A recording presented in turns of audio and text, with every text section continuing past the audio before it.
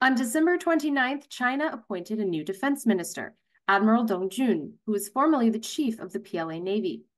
On the same day, 9 senior military officials were removed from their posts in the National People's Congress, which is a strong indication that they're going to face criminal charges. Now, there have been rumors for months of a major corruption case unfolding in the Chinese military, potentially implicating Dong's predecessor as defense minister, Li Shangfu. What is happening in the PLA, and what are the implications for China's military readiness? I'm Shannon Tiezzi, the editor-in-chief at the Diplomat magazine, and to help us sort through these issues, I'm very glad to be joined by Lyle Morris, who is a senior fellow for foreign policy and national security at the Asia Society Policy Institute Center for China Analysis. Lyle, thank you so much for joining us today. Thanks for having me. So one interesting thing about Admiral Dong as defense minister is that his background is in the Navy, and this is something we have not seen before in the defense minister position. So what are the implications of choosing him for that post? Yeah, so I'm happy to engage. And again, we're all, even myself who follows these issues quite closely, we're all sort of speculating and kind of trying to read the tea leaves. But yeah, it's a pretty big deal that Dong Jun was appointed. As you mentioned, he comes from the Navy. He's the first MINDEF to be from the Navy, a previous commander of the PLA Navy. So it's a pretty big deal for the Navy to have that representation in the Ministry of Defense in China. There's a few kind of noteworthy things about his pick. The first is it was fast tracked, so he's not a member on the Central Military Commission. So typically you're a member first of the CMC and then you're chosen as MINDEF. So he was not yet. And we're all assuming, we analysts are assuming he's going to be chosen in the next MPC session as to be put on the CMC. But in any case, he was fast tracked, so he was picked pretty quickly as the replacement for Li Shangfu. He was fast tracked most likely because of the upheaval from Li, and there's probably some unprecedented challenges and decisions that had to be made by Xi. That's why they chose him, with not in keeping with the typical sequence of posts. I think also, as I mentioned, the Navy part is interesting because like I said, he was the previous commander of the PLA Navy. He's also been the vice commander of the Southern Theater Command and the East Sea Fleet. So he has experience with Taiwan problem sets and with the South China Sea, which are two, key potential flashpoints between the U.S. and China. So I think that's, it's hard to say. Obviously the MINDEF post is symbolic and primarily used just to interface with foreign militaries and rely on talking points. But I think to the extent that he has experience with, the Navy as commander, as I've said elsewhere, I think that will give him some confidence when he interacts with, say, the Secretary of Defense, because many of the issues that we have with China these days are related to unsafe interactions at sea and in the air over the sea. So to the extent that Dong can speak, authoritatively with experience on these issues, I think we'll kind of bolster maybe the MINDEF role a little bit more as far as having some experience and some confidence to speak about those issues. And then finally, I'll just say, as you know, Shannon, the U.S.-China mill has been frozen for quite a while now. I think this is going to help in the sense that there's a face now. There's an actual person who has replaced Li, because there was this period where Li left and we were not told where he was, whether, who his predecessor was going to be. So there's this kind of awkward period for months between the US and other countries in China. So I think it will kind of restore, as far as restore stability. It'll be good to have someone who hopefully Secretary Austin can talk to and interact with, because US-China mill has been challenged for quite a while. So I think from that perspective, it's going to kind of maybe have more of a thaw and have someone who Secretary Austin can talk to, build a relationship with, have a rapport with, so that if there is a conflict between the U.S. and China, that they have a relationship built already, so they can have a little bit more of some familiarity.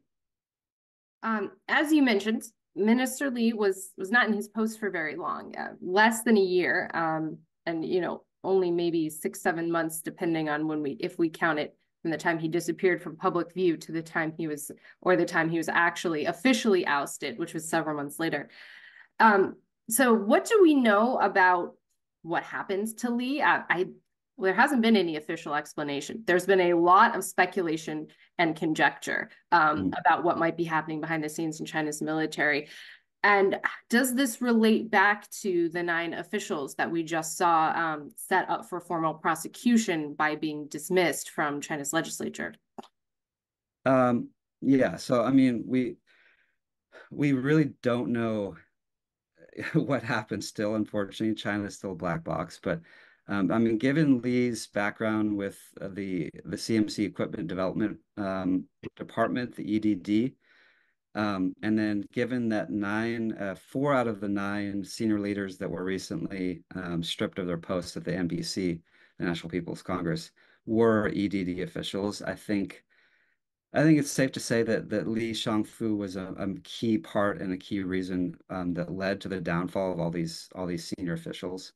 We don't know why, we don't know what happened behind the scenes. There's rumors that it was either corruption or an intel leak. I think those two reasons, those two, rationales or reasons is still the most plausible. I don't think that there are many other, rationale as to why it would have this big of a purge.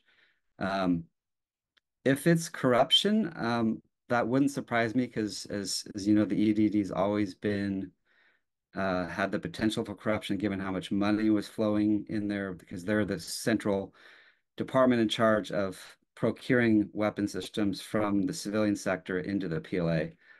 So they have a lot of money and funds going around, and so it's a hotbed for corruption. And as I said before, I think I was surprised. I have been surprised that senior leaders within the EDD have not been targeted in the past.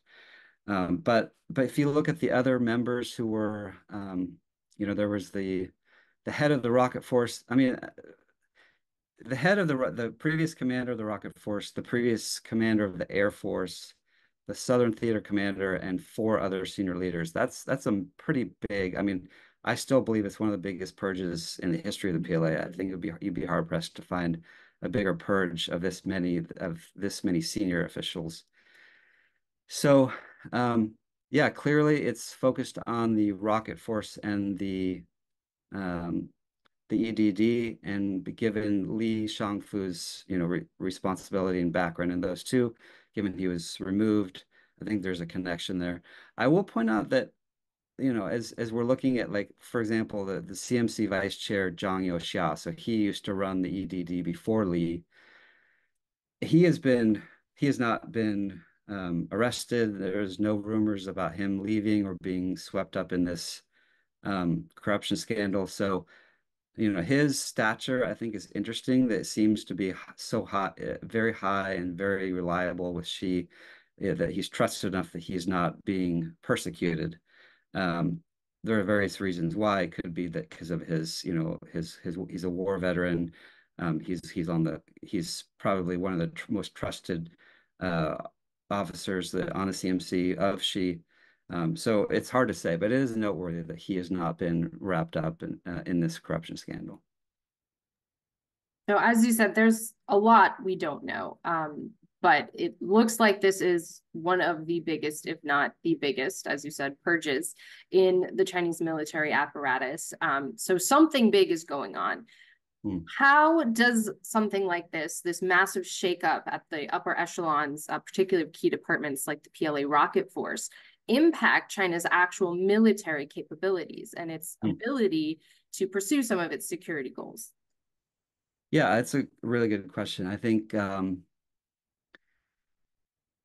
I mean, I might be in the minority when I say I don't think it's going to affect morale that much. And I say that because corruption has always been a part of the PLA. It's always been part of doing business. It's just a corrupt component based on the power structure of the PLA, of it being a party army and There really are not many checks and balances on the PLA.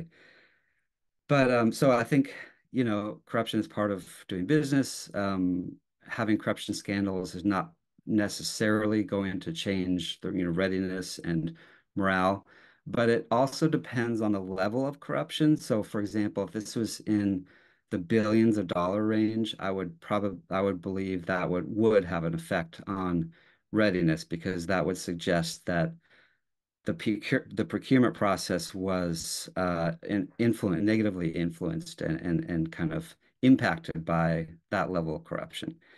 If it's in the millions, which is how it's been in the past, and usually, this recent leader of the China's civilian shipbuilding conglomerate, he was arrested and he was charged of embezzling $8 million. So if it's in that range, I think, and again, that could be the tip of the iceberg. We don't know the actual real value, but if it is in that range, I don't think it will affect readiness that much. But I will say that if we talked about Li Yuchao, the former commander of the rocket force, so him and his subordinates were arrested. If it was related to intel leaks, which again, if there's any shred of evidence to that, there's been rumors that that Lee and the people within the rocket force leaked the China's nuclear plans to the U.S. If and I've no way of knowing if that's true or not, but if it is true, that is a big deal. That suggests that there's issues in the rocket force and within the military of political reliability, of buying, if there's money and selling of top secret documents and information to the US. That would be a big deal, and that would be more concerning from a kind of morale and kind of political reliability perspective, especially related to the nuclear forces, which is one of Xi's biggest kind of areas that he's been investing in and focusing on. So given those kind of two caveats of, I don't think it will affect it that much, but if it is very large, like I mentioned, the $1 billion range, or if it's an intel leak, I think that would suggest problems in the PLA that's much larger than just, the buying and selling of posts and, kind of more lower level corruption that we've seen from the PLA in the past. Well, thank you very much, Lyle. We should start seeing some information come out in the next months, whether officially from the Chinese government or unofficially through media reports. So we'll be keeping an eye on that. But in the meantime, appreciate your thoughts and explanations of what might be going on and what the implications will be. Thank you at home for joining us, and we'll see you next time at the Diplomat.